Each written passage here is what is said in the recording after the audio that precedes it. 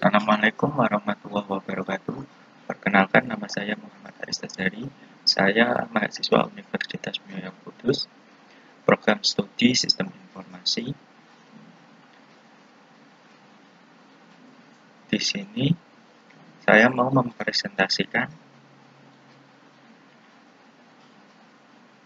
materi dari mata kuliah Dasar Akuntansi pertemuan pertama yang diampu oleh Bapak Arif Setiawan, Eskom MCS. Baik, langsung saja saya mulai untuk presentasinya. Di sini untuk yang pertama, Dasar Akuntansi pertemuan pertama. Kita lanjut. Tujuan dari materi yang pertama adalah 1. Menguraikan karakteristik sebuah perusahaan, menguraikan peran akuntansi dalam perusahaan.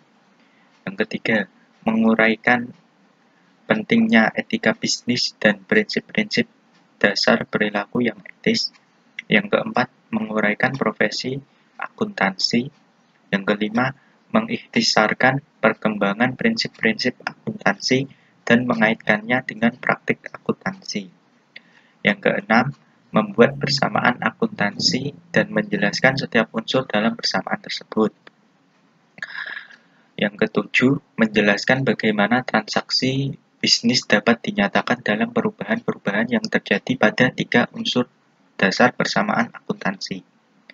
Yang kedelapan, menguraikan laporan keuangan perusahaan, perseorangan, dan menjelaskan bagaimana laporan-laporan tersebut saling berhubungan.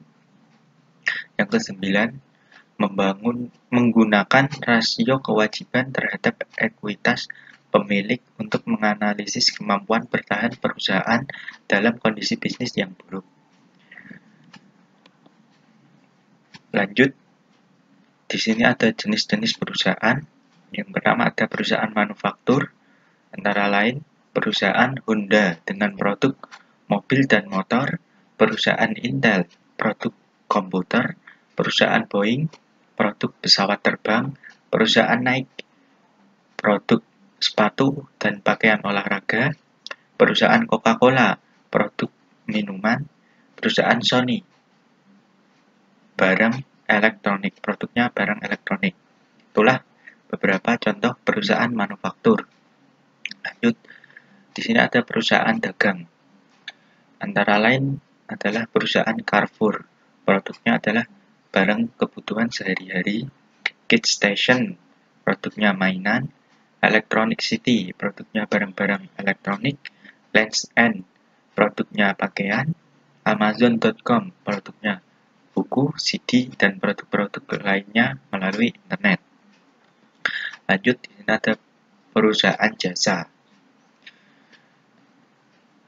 Perusahaan jasa antara lain adalah perusahaan Disney, produknya hiburan, Garuda Indonesia, produknya transportasi, Marriott Hotel, produknya hotel, Citibank, produknya keuangan dan perbankan, Telkomsel, produknya telekomunikasi.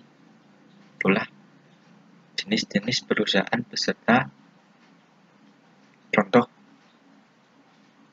perusahaannya. Lanjut, jenis-jenis organisasi perusahaan. Di sini 1.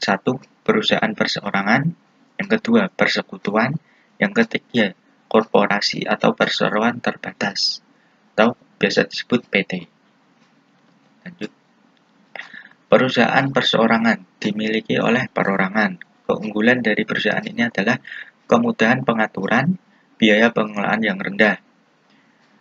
Untuk kelemahannya ada sumber daya keuangan yang terbatas, kewajiban yang tidak terbatas. Itulah keunggulan dan kelemahan dari perusahaan perseorangan yang dimiliki oleh perorangan. Contoh di sini ada toko Ani. Kita berlanjut. Persekutuan dimiliki oleh 2 individu, 2 atau lebih individu. Keunggulan dari perusahaan persekutuan adalah sumber daya keuangan yang lebih besar dibandingkan dengan perusahaan perseorangan.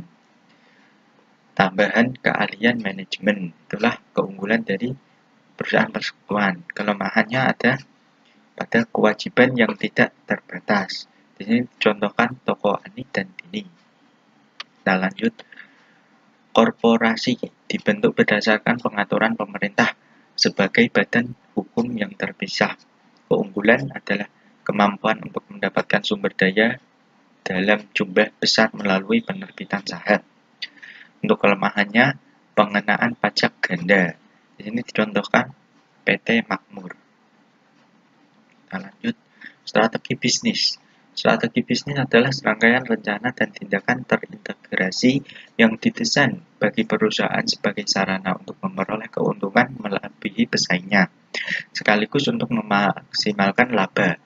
Terdiri atas strategi biaya rendah, strategi diferensiasi.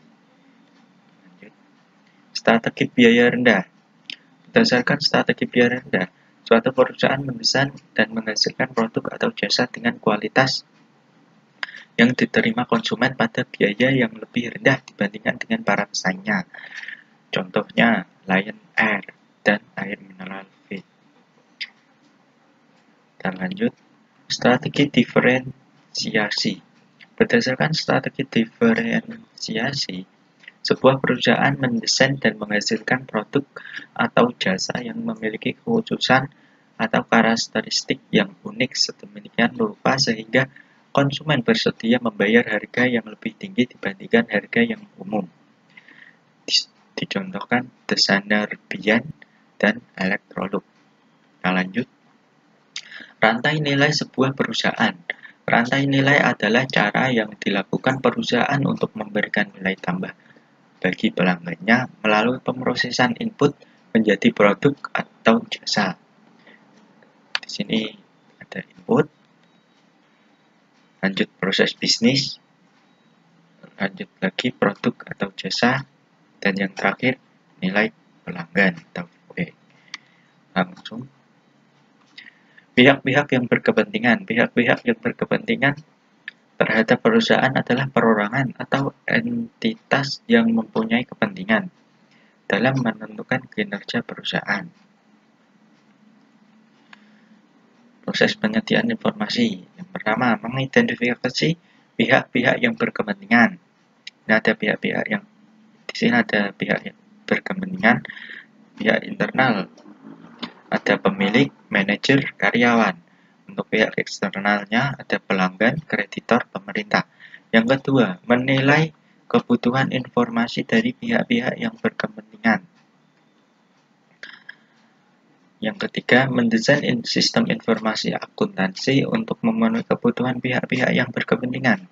Ini ada sistem informasi akuntansi. Yang keempat, mencatat dan data ekonomi berkaitan dengan aktivitas dan peristiwa bisnis di sistem informasi akuntansi. Proses penyediaan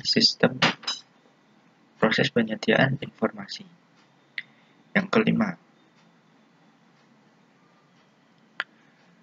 menyusun laporan keuangan untuk pihak yang berkepentingan. Jadi tadi pada proses yang ketiga dan keempat adalah sistem informasi akuntansi. Selanjutnya untuk proses kelima, menyusun laporan keuangan untuk pihak yang berkepentingan. Jadi sistem informasi akuntansi tadi diberikan kepada pihak yang berkepentingan.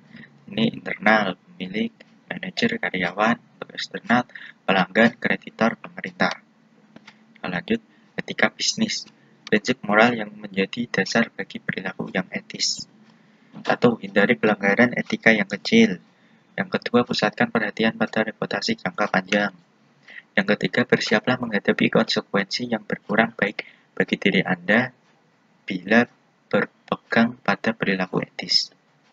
Profesi akuntansi. Di sini ada akuntan yang bekerja pada perusahaan bisnis atau organisasi nirlaba disebut sebagai akuntan swasta. Lanjut, akuntan dan stafnya yang memberikan jasa akuntansi berdasarkan honor disebut sebagai akuntan publik. Nah, ini adalah Konsep entitas usaha. Konsep ini mengharuskan agar aktivitas usaha dicatat secara terpisah dari aktivitas pihak-pihak yang berkepentingan. 2. Konsep biaya. Konsep biaya adalah dasar untuk mencatat harga pertukaran atau biaya akuisisi dalam catatan akuntansi. Yang ketiga, konsep objektivitas. Konsep ini mengharuskan agar catatan dan laporan akuntansi didasarkan pada bukti objektif. Yang keempat, konsep unit pengukuran. Konsep ini mengharuskan data ekonomi dicatat dalam satuan mata uang.